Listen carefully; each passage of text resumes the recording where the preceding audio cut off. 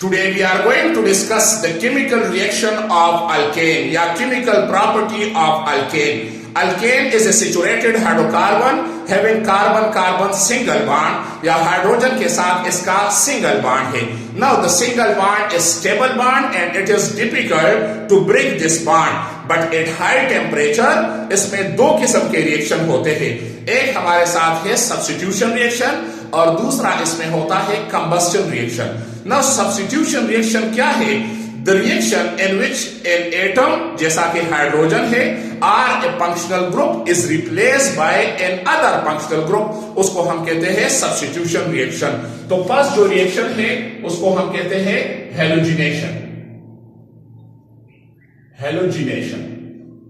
Now हम लेते हैं मीथेन लेते हैं प्लस इसका रिएक्शन करते हैं क्लोरीन के साथ, अल्ट्रा वायलेट लाइट. सो यहां पे hydrogen is replace bye chlorine atom, so it form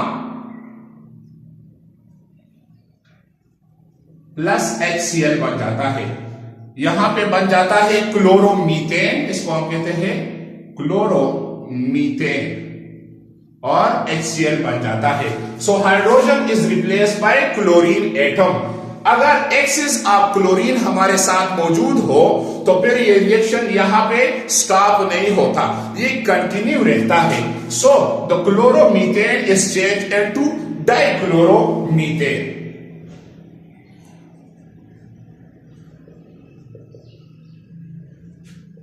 Plus again Cl, so hydrogen is replaced by chlorine atom, so it form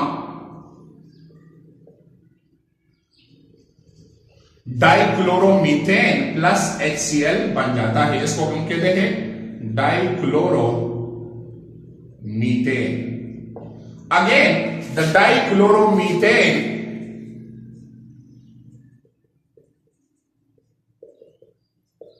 जब क्लोरीन सप्लाई कंटिन्यू रहता है सो hydrogen is replace bye chlorine atom, it is change into, ये तब change हो जाता है ट्राइक्लोरोमीथेन में. Cl और यहां पे Cl प्लस HCl बन जाता है. इसको हम कहते हैं ट्राइक्लोरोमीथेन या जिसको हम कहते हैं क्लोरोफॉर्म. नाउ ट्राइक्लोरोमीथेन अगेन इसमें सब्स्टिट्यूशन होता है.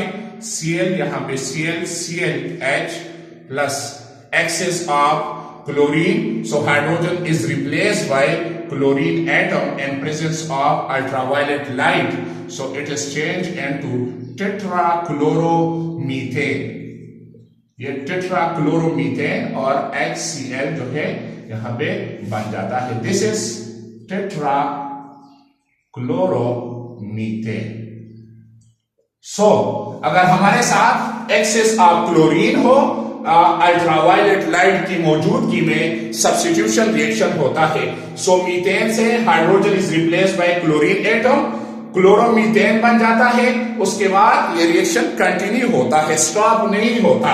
तो क्लोरोमीथेन फिर इसमें सब्स्टिट्यूशन रिएक्शन होता है, डाइक्लोरोमीथेन में चेंज होता है. फिर डाइक्लोरोमीथेन में again substitution, hydrogen is replaced by chlorine atom, so it is change into trichloromethane और फिर ट्राइक्लोरोमीथेन टेट्राक्लोरोमीथेन में चेंज हो जाता है. द सेकंड रिएक्शन, दूसरा रिएक्शन है हमारे साथ कंबस्शन. कंबस्शन कंबस्शन किस चीज को कहते हैं? कंबस्शन बर्निंग प्रोसेस को कहते हैं, बर्निंग प्रोसेस. नाउ दो किस्म के रिएक्शन है. एक हमारे साथ है कंप्लीट कंबस्शन और दूसरा इनकम्प्लीट कंबस्शन.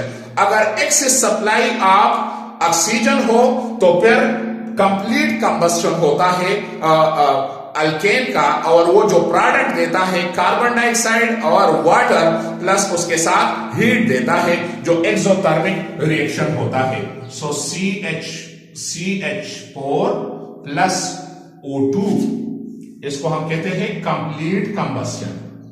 Complete combustion.